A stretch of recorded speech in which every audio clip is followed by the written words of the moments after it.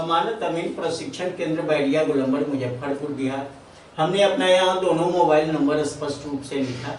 मेरे दोनों YouTube channel, channel 1 Shashi Bhushan Kumar, channel 2 Amin course and और कॉम्पिटिटिव एग्जाम्स में एक बार पुनः हम आपका क्रांतिकारी हार्दिक अभिनंदन करते हैं।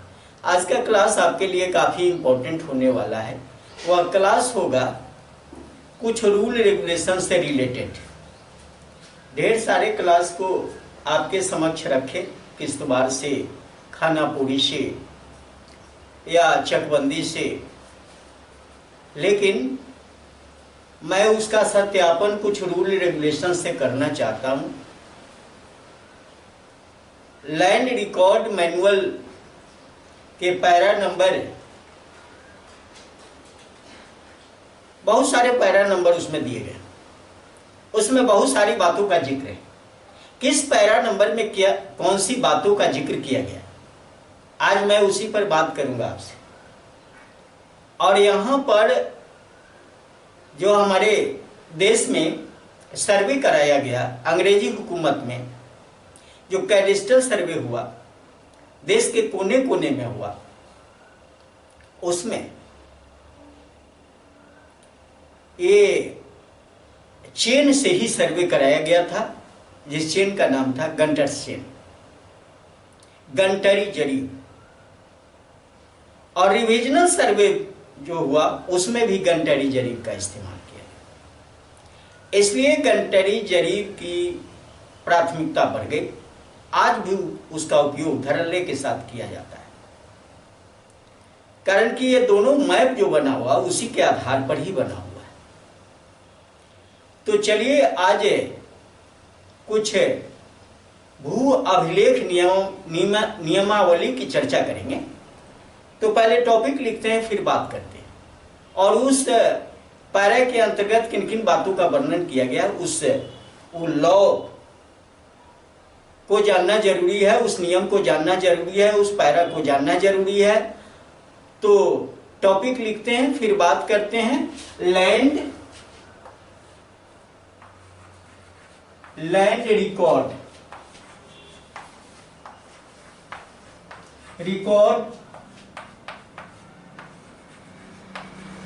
मैनुअल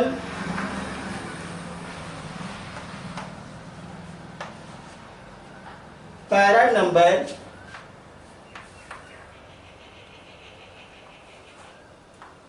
3.71। आज यही टॉपिक रहेगा। Land record manual para number 3.71। इस पैरा के अंतर्गत क्या है?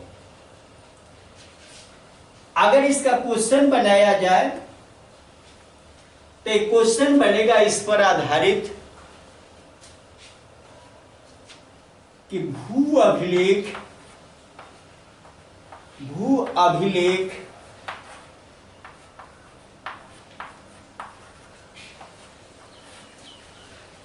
नियमावली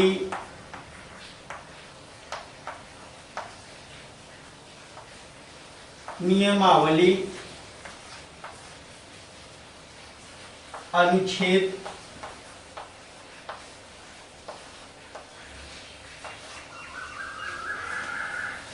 3.71 क्या है?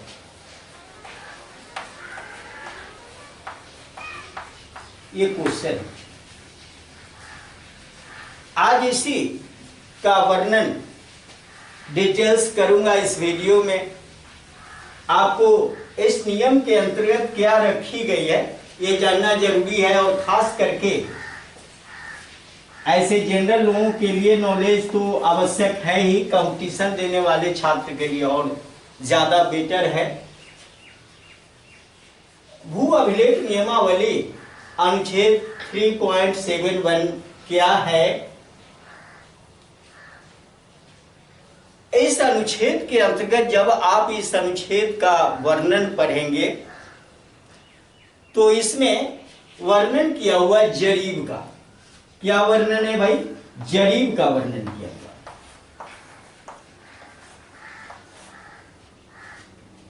जरीब का वर्णन किया हुआ है और आप चेन समझिए, जरीब समझिए, और खास करके दोनों सर्वे में गंटर चेन से ही सर्वे कराया गया तो गंटरी जरीब समझिए।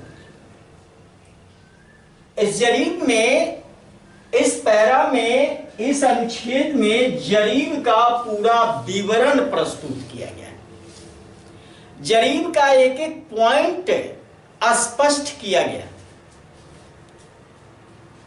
यानी जरीब की बनावट से लेकर इसकी लंबाई हर यूनिट में,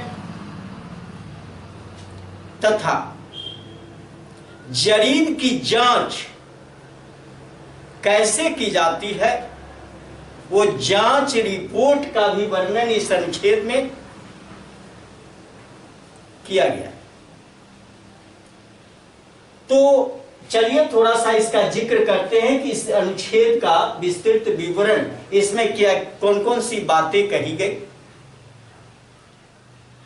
इस अनुच्छेद में कहा गया है कि ये जरीब लोहे की बनी होती है, इसमें 2 हैंडल होते हैं, इसके दोनों छोर पर 2 हैंडल बने होते हैं। जो हैंडल लोहे या पीतल के बने होते हैं। ऐसे जरीब तो लोहे के बने होते हैं, लेकिन हैंडल की बात है उसमें लोहा, और कहीं देखोगे कि लोहा की का भी बना हुआ है, कहीं पीतल का भी बना।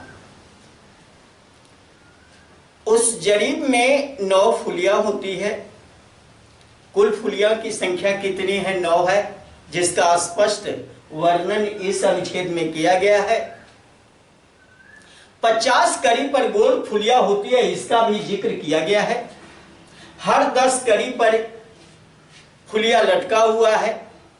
10 कड़ी पर 1 नोक वाली फुलिया, 20 कड़ी पर 2 नोक वाली, 30 कड़ी पर 3 नोक वाली, 40 कड़ी पर 4 नोक वाली, 50 कड़ी पर गोल फुलिया, और 60 कड़ी पर 4 नोक वाली, 70 पर 3 नोक वाली, 80 पर 2 नोक वाली, और 90 पर 1 नोक वाली, और 100 पर हैंडल का जिक्र किया गया है इस अनुच्छेद के अंतर्गत।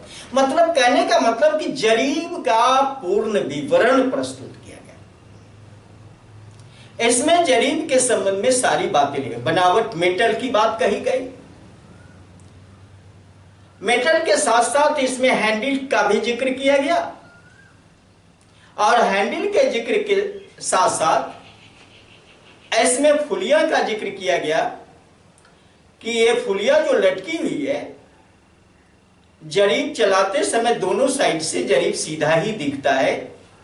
50 कड़ी पर गोल फुलिया जो लटकी होती है, ऐसे जरीब का मैं बहुत पहले क्लास लिया और YouTube चैनल पर डाल भी दिया। लेकिन आज मैं जरीब की चर्चा इसलिए कर रहा हूं कि बिल्कुल नियमावली के तहत जो अनुच्छेद 3.71 है, अब उसका जिक्र कर रहे हैं तो इसमें फिर एक बार जिक्र करना जरूरी हो जाता है। कारण कि जो बातें कही जाती है कहीं ना कहीं नियम के तहत, हम बार बार आपको इंगित करते हैं कि कोई भी बात, कोई भी वीडियो यहां से जाता है तो नियम कानून के तहत ही बनता है। ऐसा नहीं है कि जनरल बन गया और आप जान गए गलत बना, सही बना, आपके नजर में कुछ गलत ही लग रहा हो। लेकिन बंधु ये बात सोचना नहीं है, कोई भी वीडियो बनता है तो रूल रेगुलेशन के तहत ही बनता है। कारण कि हम भी काम करते हैं, आप भी काम करते हैं सर्वे रूल के अकॉर्डिंग ही, सर्वे कानून के अकॉर्डिंग ही, सर्वे नियमावली, भू अभिलेख नियमावली बना उसके अनुच्छेद के तहत ही लोग काम करता है। ऐसा नहीं कि कुछ अलग हटके करना तो अपनी मनोवृत्ति हो गई, अपना आपका मोनोपोली हो गया, एकाधिकार हो गया, ऐसा कुछ चलने वाला आपका नहीं है। तो मैंने चेन के संबंध में बताया और उसके बाद इसकी लंबाई के संबंध में भी बताया। तो अब यहां पर मैं लिखता हूं कुल फुलिया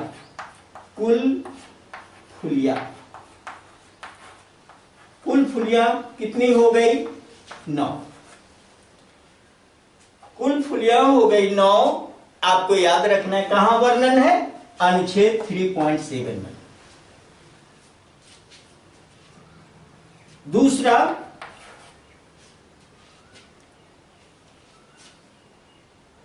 ये लोहे की जरी, लोहे की जरी वर्णन है अनुच्छेद 3.7 में। ये हर 10 कड़ी पर नोक का, एक नोक, दो नोक, तीन नोक, चार नोक, गोल फुलिया, इस तरह से जो नोक वाली फुलिया, इसका वर्णन है अनुच्छेद इसमें।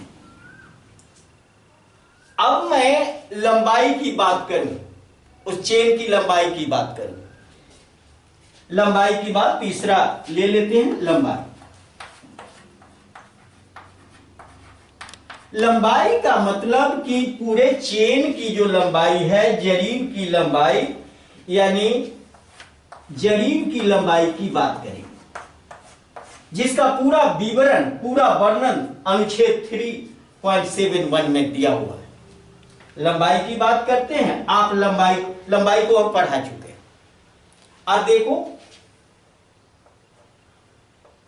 7.92 इंच एक चेन का, और पूरे जरीब की लंबाई 792 इंच।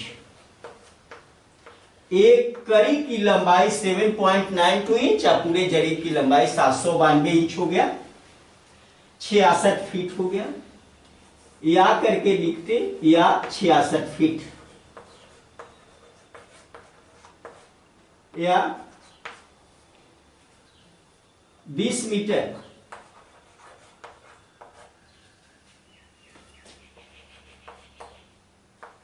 या 22 गज, 44 हाथ, या 44 हाथ, 88 बित्ता, 88 बित्ता,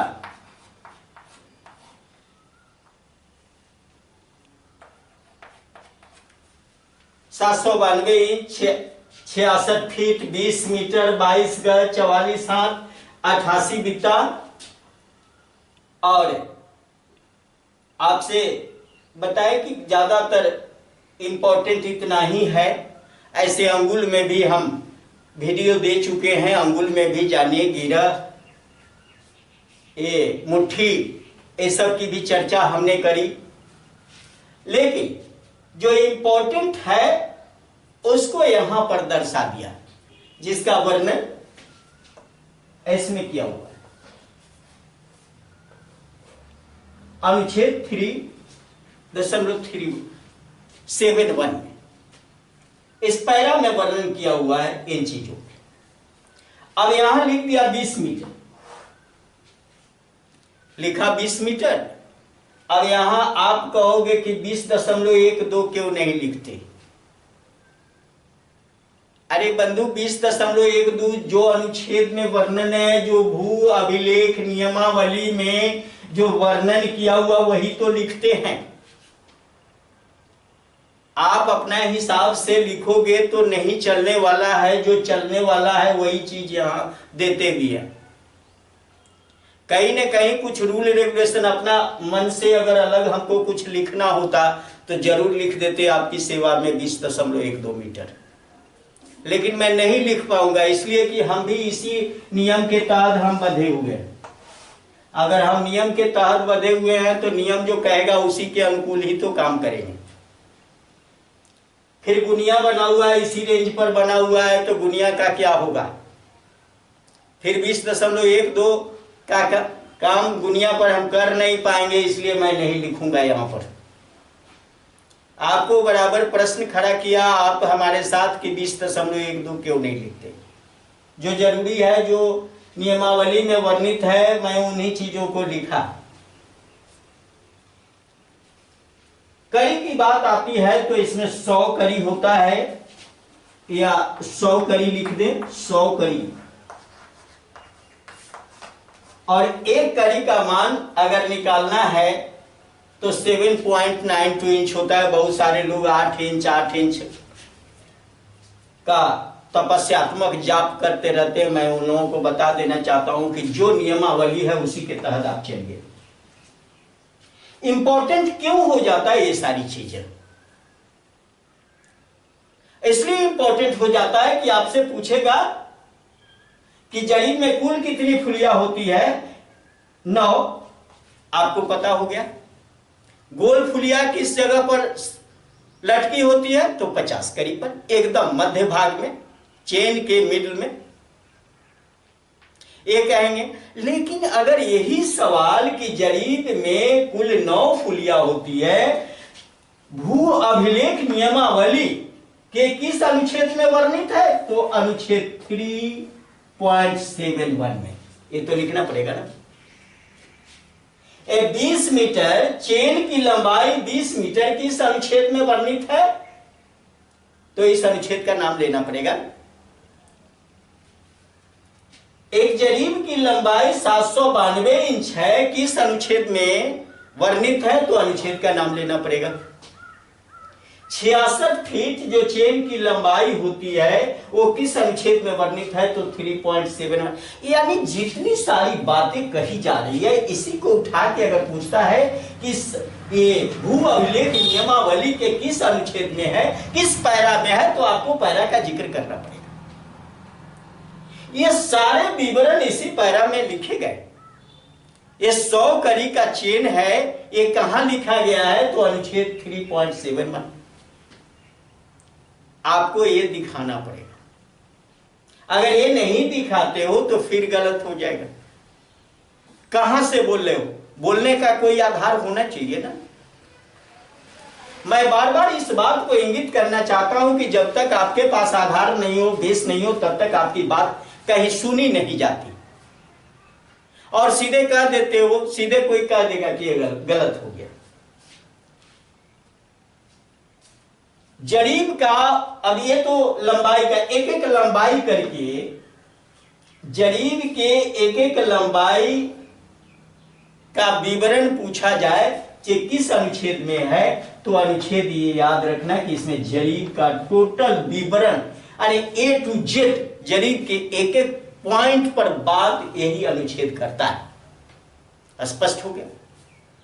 अरे अगर क्वेश्चन हम बनाने लगे तो ढेर सारा क्वेश्चन बनेगा इस अनुच्छेद से। अरे जरीब से जितना सारा क्वेश्चन बन सकता है उस सारा क्वेश्चन बनेगा कि इसी अनुच्छेद में वो वर्णित है। जरीब का उपयोग, अब उपयोग क्या करना है? तो जमीन भूमि मापने के लिए। एक किश्तवाड़ में इसका उपयोग बेटर होता है। आज भी अमीन की अपनी पहचान यही जरीब है। अमीन की पहचान फीता नहीं है, अमीन की पहचान टेप नहीं है, अमीन की पहचान ये जरीब है। कारण कि इसका वर्णन, इस जरीब का वर्णन इस अनुच्छेद में है, कहीं टेप का वर्णन तो हमने देखा नहीं। यहां 66 फीट होने के वजह से आप फीता चला लेते हो, चलाना अलग बात है, लेकिन कहीं नियम का वर्णन करना अलग। अगर फीता ही हर चीज होता तो शायद ये अनुच्छेद में वर्णित होता। आप अपनी सहूलियत के लिए चला लेते हो, फीता का जो नियम है, जो टेप का रूल रेगुलेशन है, उसको भी फॉलो नहीं करते। जब तक फीता लगातार धज्जी धज्जी टूट न जाए, उसको सीकर जोड़कर, है ना, करके जमीन घट रहा हो बढ़ रहा हो, उससे आपको मतलब नहीं। यहां पर मैं एक बात बता दूं जरीब के सेंस में, कि जरीब की भी बार बार जांच की जाती है। मापी से पहले जरीब को जांचना आवश्यक हो जाता है। ये कौन कहता है? अनुच्छेद 3.7 में जरीब जांच। क्या बोला? जरीब जांच। अब ये जरीब जांच का वर्णन कहां किया गया है? तो अनुच्छेद 3.7 में, पैरा 3.71। जरीब जांच। जांच कैसे करते हो? कैरा, एक कैरा, कैरा बना लेते हो। आप जहां रहते हो वहां पर कैरा बना लेते हो। कैरा का मतलब होता है खूंटी। एक खूंटा गाड़ दिया, फिर दूसरा खूंटा गाड़ दिया।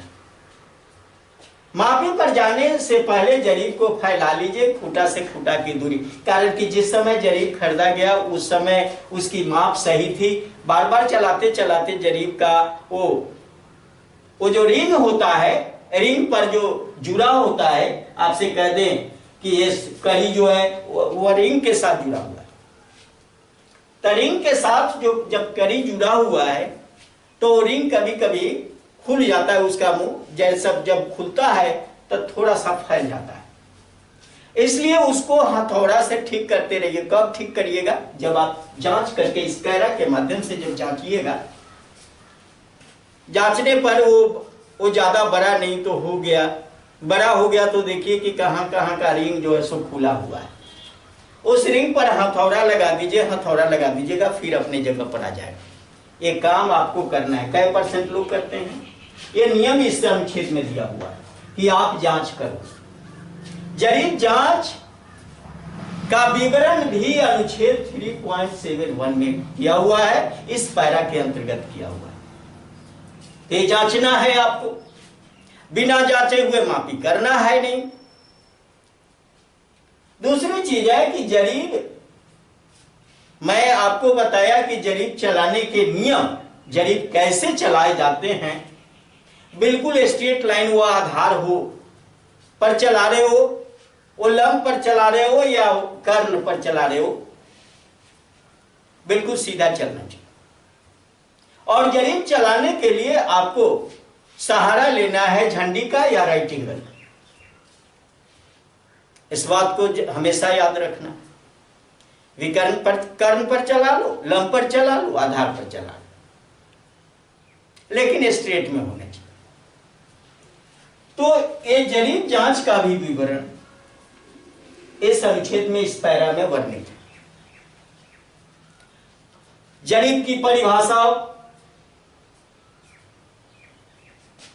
जरीब के फुलिया का वर्णन, 10 कड़ी, 20 कड़ी, 30 कड़ी, 40 कड़ी, 50 कड़ी, 60 कड़ी, 70, 80, 90, 100, ये सारे विवरण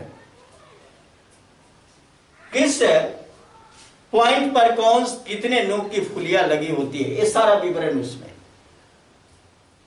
एक एक यूनिट की लंबाई पैरा नंबर 3.71 में दर्ज है।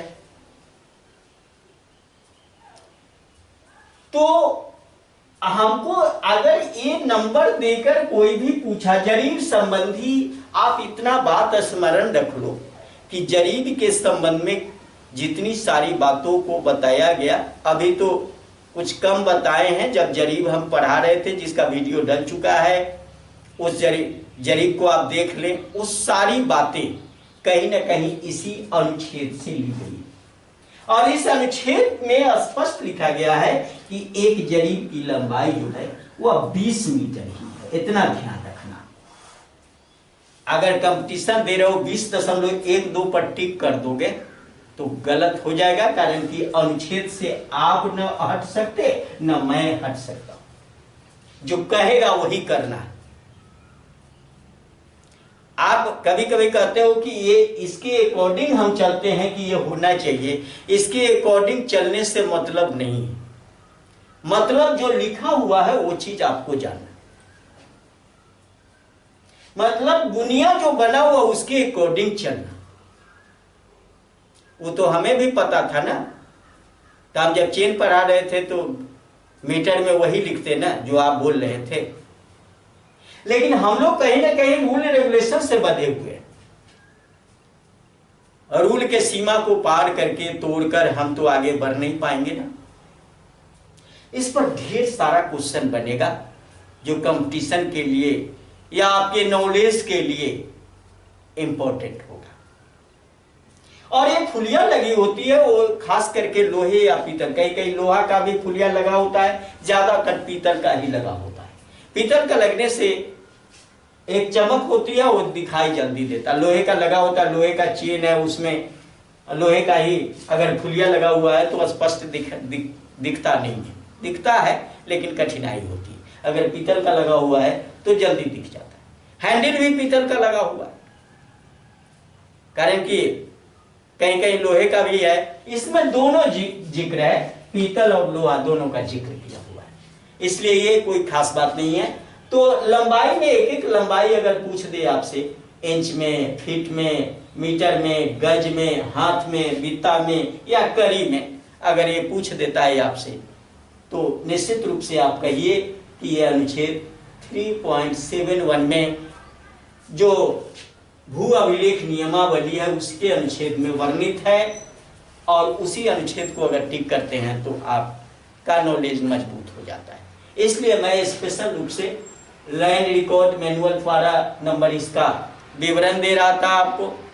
फिर कैरा का जो वर्णन है वह इसी में वर्णन है, यानी जरीब जांच का वर्णन, तो भी आप इसके अंतर्गत देखेंगे। तो ये सारी चीजें अगर एक क्वेश्चन बनाया जाए तो सैकड़ों क्वेश्चन यहां से बन सकते हैं, और सब का आंसर एक ही होगा कि अनुच्छेद 3.71। अब ये बात स्पष्ट हो गई होगी कि इसमें जरीब संबंधी ज्ञान है, जमीन संबंधी जरीब संबंधी, सॉरी जमीन नहीं जरीब की बात कर रहे थे। तो जरीब संबंधी एक एक पॉइंट का जिक्र इस पैरा में किया हुआ है, तो इसको आप याद रख लो। अगर याद नहीं होता है तो अपने कॉपी में दर्ज कर लो, और बार बार किसी चीज को देखोगे तो स्मरण हो ही जाएगा, और ये आपके लिए आवश्यक है। अगर ये वीडियो आपको अच्छा लगा, ये वीडियो उपयोगी है, लाभप्रद है, ज्ञानवर्धक है, तो इस वीडियो को लाइक करें, अपने मित्रों के साथ शेयर करें, और इस चैनल पर अगर नए हो तो ये दोनों चैनल अमीन कोर्स जमानत या सर्वेयर कोर्स के लिए फेमस चैनल है, जो एक दूसरे का पूरक है। बारी बारी से सब्सक्राइब करें, बेल आइकन भी दबा लें। प्रतिदिन वीडियो आपकी सेवा में प्रस्तुत करते रहते हैं, उसका सुनहरा मौका अवसर ज्ञान हासिल करने का मिलता रहे आपको, और इससे भी डीपली और डिटेल्स ज्ञान आपको अर्जन करना है तो हमारा ऑफलाइन ट्रेनिंग सेंटर अमानत अमीन प्रशिक्षण केंद्र बैरिया गोलंबर मुजफ्फरपुर आपका दिल से स्वागत करता है। बहुत बहुत धन्यवाद। जय हिंद, जय भारत।